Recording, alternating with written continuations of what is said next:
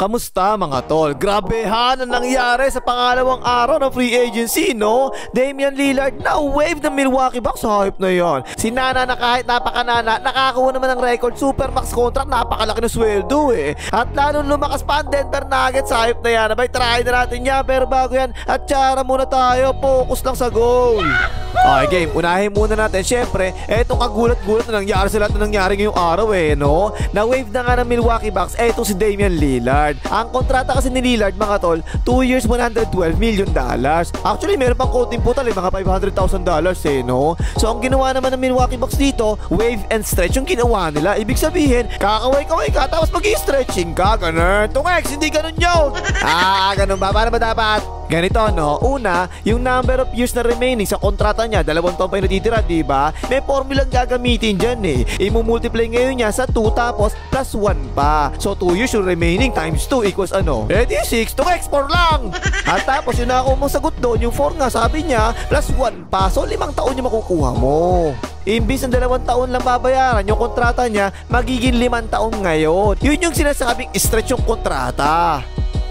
Ako, math tol, math yan. Pwede change topic na lang tayo. Puro ako sa math, hina ako dyan eh. Tungex, madali lang to. Relax ka lang dyan, i-explain ko mabuti sa'yo ha. At tapos mga tol, yung 112 million na kontrata nga niya, dinivide syempre yan doon sa 5 taon na kinompute natin kanina. So naging around $22.5 million na lang kada taon yung babayaran ng Milwaukee Bucks. Pero actually mga tol, meron itong maximum limit sa stretching na ginagawa ha. Hindi actually pwede lang mag-pass ng 15% ng salary cap. Pero yung nangyari naman, pasok pa rin naman kasi ang 15% na salary cap this season, $23 million. Kaya yung pasok pa rin eh, no? Kasi nga, $22.5 million yung na-compute natin kanina. At yan mismo yung babayaran ng Milwaukee Bucks kay Lillard sa 5 taon, ha? Imbis na 2 taon lang, ha? Kung hindi nyo naalala mga tol, ano ba nangyari kay Lillard? Injured dyan eh. Achilles injury, so matagal-tagal nagamutan yung ganyan eh, no? So matagal pa siguro makakabalik yan, kaya ganyan ginawa nila. At yung ganyang wave and stretch provision mga tol, ginagawa kasi yung ganyan para magkaroon kabiglaan ng salary cap flexibility. Kasi imbes na around 54 million nga yung hit sa salary cap mo this season, diba? Tapos next season, $58 million pa yung hit sa salary cap. Ang nangyari tuloy, naging $22.5 million na lang yung hit sa salary cap nila this season. Pero syempre, sa mga susunod na 4 na taon pa, ganun din eh. Kaya nga ang tawag doon, in-stretch sa 5 taon. Pero actually mga tol, yung ginawa na yan ng Milwaukee Bucks, hindi pa yan enough para makakuha nila si Tina Turner ha. Kulang pa kasi yung salary cap space nila eh. So ang ginawa ng Bucks, meron pa. Tinarade nila itong si Pat Connaughton tsaka 2 second round pick sa Charlotte Hornets. Kapalit ni Micic na parang babalik na sa Europe eh. Para makakuha pa sila ng konting space pa sa salary cap. At ayun, dahil nga sa mga ginawa na yung katarantaduhan ng Milwaukee Bucks, nasign na nga nila itong si Tina Turner na starting center ng Pacers last season ha. 4 years, $107 million, hype na yan, barato naman tol. At player option pa yung 4th year ha. At meron pang 15% trade kicker. Pero ang tanong mga tol, maganda pa talaga itong ginawa ng Bucks na to, kalokohan to. Si Tina Turner mga tol, 6'11 yan, diba? 29 years old pa lang. Tapos yung stats niya last year, 15.6 points, 6.5 rebounds, 1.5 assists, 0.8 steals, 2 putata, 48.1% sa field goals, at 39.6% naman sa 3 points. Pero ang tanong natin eh, sino ba yung unang-unang nawala sa Milwaukee Bucks? Eh diba ito si Sanya Lopez mga tol? Si Sanya Lopez yung starting center ng Milwaukee Bucks last year ha? Kasi nga, lumipat na siya sa Los Angeles Clippers. 2 years, $18 million ang binigay sa kanya ng Los Angeles Clippers ha? Eh kasi mga tol, Thunders na naman yan si Sanya Lopez eh. 37 years old na yan ha. Pero yung stats niya last season, 13 points, 5 rebounds, 1.8 assists, 0.6 steals, 1.9 blocks, 50.9% sa field goals, at 37.3% sa 3 points. Ano napansin nyo? Napansin nyo ba? Halos pares lang sila dalawa ng stats si Tina Turner eh. Talagang age lang talaga yung malaking pinagkaiba eh. Kasi nga, 29 years old pa lang si Tina Turner eh. Ito matanda na to eh. Pero para sa akin, hindi ko talaga gusto itong ginawa na to ng Milwaukee Bucks mga tol eh. Isipin mo yun ha, 3 players yung nawala sa kanila, si Sanya Lopez, si Lillard, tsaka si Connaughton. Para makuha lang nila itong si Tina Turner, eh hindi nga nagpakita ng finals yung walang yan eh. Parang bumalab sa move talaga yun eh, malabo talaga eh no. Pero kasi, kailangan kasing gumalaw talaga ng Milwaukee Bucks kasi baka sabihin na naman Jerry Stibel, hindi ba? Ay hindi na ako happy dito, hindi tayo contender eh. Baka kasi ganun eh no. Kaya ayan, kung ano-ano tuloy pinagagawa ng Milwaukee Bucks ngayon. Tapos yung pangalawang balita mga tol, yung BFF ko, best friend forever ko talaga to mga tol ha. Si Nana, binigyan kasi ng record Supermax extension ng OKC. Aba syempre naman, di ba? MVP, scoring champion, tapos BFF pa ni Yeshkel, tapos nag-champion pa sa finals. Naku po, talagang bibigyan niya ng pinakamalaking kontrata na posible. 26 years old pa lang yung si Nana, so gagaling pa yan, mapipik pa yung laro niya, di ba? Kaya deserving naman talaga na makako si Beshi ng ganyang kalaking kontrata. Kasi wala talaga kailangan pag-usapan sa ganyan, siya pinakamagaling eh. Besh, kamusta? Okay ka lang ba dyan? Meron ka ba dyan, Besh? Uutang sana ako siguro kahit $500,000 lang, ibabalik ko naman kagad sa katapusan ng mundo. Pangatlo mga tol, etong walang yan Denver Nuggets na to no? Lumakas pa lalo mga walang yan Nakakuha nila yung shota ni Taylor Swift tsaka si Tim Hardaway Jr. sa free agency. Hype na yan, 4 na nakukuha At perfect talaga yung pagkakakuha nila dito sa shota ni Taylor Swift mga tol Kasi yung unang problema nila kapag lumalabas si Joker, diba? Wala talaga sila pamalit na sentro kay Joker. Minsan si Mayaman yung ginagamit nila, minsan si Watson naman, minsan si DeAndre Jordan naman. So wala talaga matinong sentro sa mga to At ayun sa wakas, meron na ngayon. Eto nga, yung shota ni Taylor Swift nga, 6'11 niya, sentro talaga. Malakas pa rin sa rebounds For sure, siya na yung magiging primary backup ni Joker sa sentro. Expect niya mga tol, siguro mga 15 minutes per game sa regular season ang lalaroin niyan. Last year, yung stats niya mga tol 10.4 points, 7.7 rebounds, at 0.6 blocks per game sa 19 minutes kada laro. Okay no? Solid na numbers talaga yan mga tol, kasi malamang mga ganyan din yung lalaroin niya sa Denver Nuggets. Except na lang siguro sa playoffs, kasi sa playoffs, mas binababad nila si Joker sa playoffs, diba? Kaya sigurado, iiksi ang minuto ng shota ng Taylor Swift kapag playoffs na.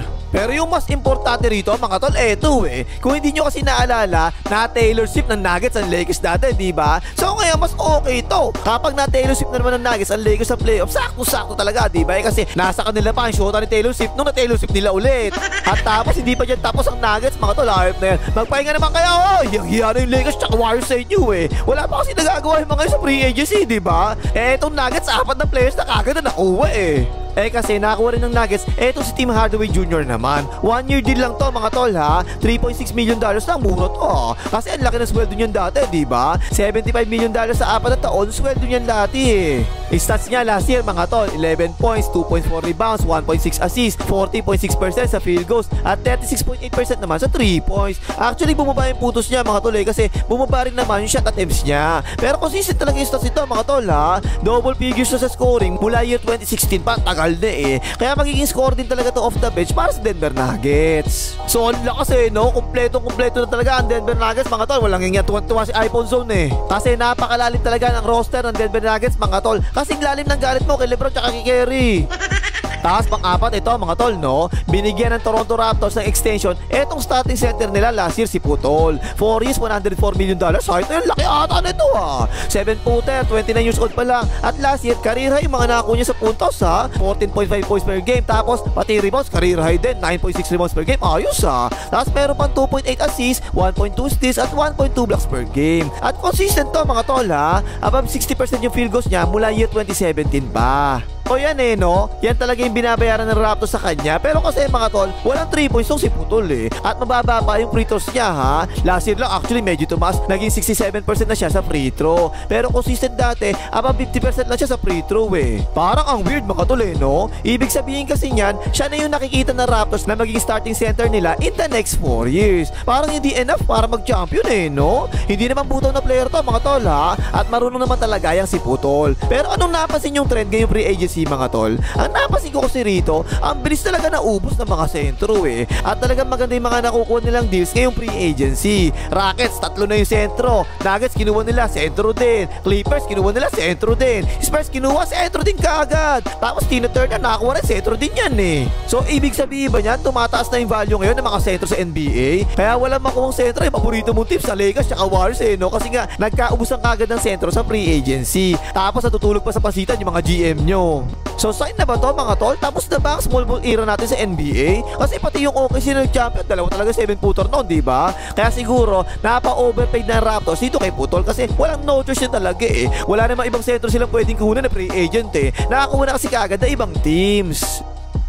At panghuli mga tol, isa sa paborito kong player sa NBA itong si Arjo. Para kay May, patay ka dyan. Paborito ko talaga yan mga tol kasi maka-Spurs ako dati. Eto, meron ka ng Duncan, meron ka pang Robinson. 3 years, $48 million na nakakuha to si Arjo sa Detroit Pistons. Pero kahit sang team mo naman to ilagay, makakatulong talaga to si Arjo no? Kasi isa to sa mga players sa NBA na kailangan mo talagang habulin kahit saan magpunta to. Kailangan mo to dikitan kasi ang bilis mag-init ito sa 3 points Last season, yung stats niya sa Miami Heat, 11 points, 2.3 rebounds, 2.4 assists, 43.7% sa field goals, at 39.3% naman sa 3 points. Sharp shooter talaga to mga tol ha. Dalawang straight seasons na 39% yung nakuha niya sa 3 points. Tapos last 3 seasons siya, sure po talaga sa free throw to mga tol ha. 90.6%, 88.9% at 88.7% sa free throw. So nagustuhan ko talaga yung pagkakakuha ng Pistons dito mga tol kasi tingin ko upgrade ito para kay Tim Hardaway Jr. na napunta na nga sa Nuggets. Kasi para sa akin mga tol, mas nakakatakot na 3-pointer to si Arjo kaysa kay Tim Hardaway Jr. Kung 3 points lang yung pag-uusapan ha. So ayun mga tol no, ang dami na namang lumakas na teams lalo na itong Nuggets, hype na to na makiyaw kagad ng players tong Nuggets na to Tapos expected na naman natin na bibigyan talaga ng OKC si best friend Nana na ganong kalaking kontrata. Pero nakakagulat lang talaga sa lahat yung nangyari kay Lillard kasi ang sabi sa balita mga tol biglaan lang din daw talagang ginawa to ng Milwaukee Bucks, hindi sinabihan si Lillard Walang negotiation na nangyari kay Lillard mga tol at ginamitan lang kagad ng Milwaukee Bucks ng waive and stretch provision yung kontrata ni Lillard. Pero yung mas nakakagulat mga tol, wala pa rin nakukuha sa Central yung Lakers at Warriors hanggang ngayon. Okay na pakimagas, mag-Lakers, makita ng Lakers at Warriors.